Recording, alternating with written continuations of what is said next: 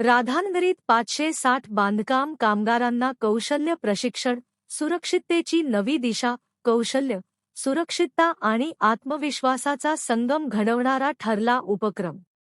राधानगरी तालुक्यातील बांधकाम क्षेत्रात कार्यरत कामगारांसाठी महाराष्ट्र राज्य इमारत आणि इतर बांधकाम कामगार कल्याणकारी मंडळाच्या वतीने आयोजित करण्यात आलेल्या कौशल्य विकास प्रशिक्षणाला उत्स्फूर्त प्रतिसाद मिळाला.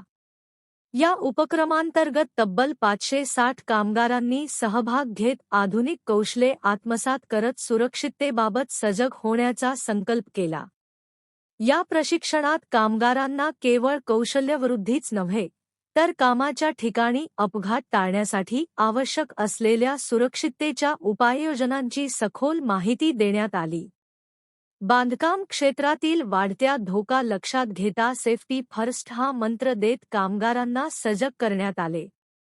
मार्गदर्शक निर्देशक पृथ्वीराज भोपळे आणि जिल्हा प्रतिनिधी शहाबाज पठाण यांनी कामगारांना आधुनिक तंत्रज्ञानाची ओळख करून देत कौशल्य विकासाचे महत्त्व अधोरेखित केले. कौशल्यासोबत सुरक्षिततेची जाणीव असेल तरच कामगारांचे भविष्य अधिक सक्षम आणि सुरक्षित होईल, असे मत शहाबाज पठाण यांनी व्यक्त केले. या प्रशिक्षणामध्ये आपण बांधकाम कामगारांना बांधकामाच्या ठिकाणी काम करत असताना त्यांची स्वतःची सेफ्टी म्हणजे सुरक्षा कशी बाळगायची त्याच्यासाठी आपण प्रशिक्षण दिलं. मग त्याच्यामध्ये आपण जे त्यांना आपण सेफ्टी किट वाटप केलं, ज्याच्यामध्ये safety helmet, safety hand glove, safety mask, safety jacket, safety belt किंवा सेफ्टी बूट असे जे काही उपकरण आपण त्यांना दिलेले आहेत, तर त्याचा योग्यरित्यानं वापर कसा करायचा हे आपण त्यांना या प्रशिक्षणामधून शिकवलं.